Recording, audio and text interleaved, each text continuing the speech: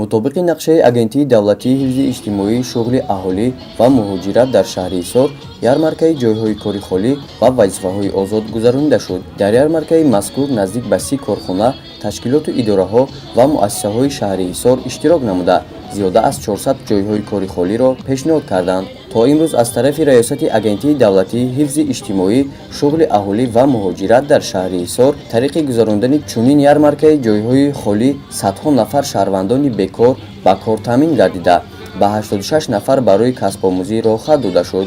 Дар маҷмӯъ қариби 200 нафар шаҳрвандони бекор ба шуғлнокӣ ҷалб карда шудааст.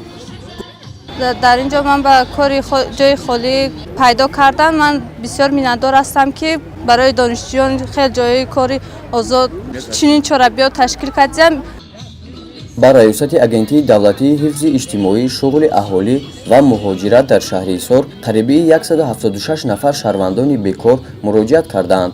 аз ин 105 нафар дар соҳаҳои гуногун ба кор таъмин карда шуда, дар асоси шартномаи тарафайн бо маркази таълимӣ ба 199 нафар ба касбомӯзии курсҳои кӯтоҳмуддат роҳхат дода шудааст. мо бояд ҳамаи ин шаҳрвандоне ки ҷойи кор надоранд ва ё ягон ихтисос надоранд ба ихтисосҳои худ, яъне дар тибқи талаботи бозори меҳнат онҳоро ба ихтисосҳои мувофиқ хононем ва ба ҷойи кор таъмин намоем. мақсади асосии шаҳрдории шаҳри Ҳисор ва раёсати агентии меҳнат ҳамин аст, ки тамоми чораҳои муассирро меандешанд, ки то ин ки мардум ҷойи кори мувофиқ пайдо намуда зиндагии худро пеш баранд.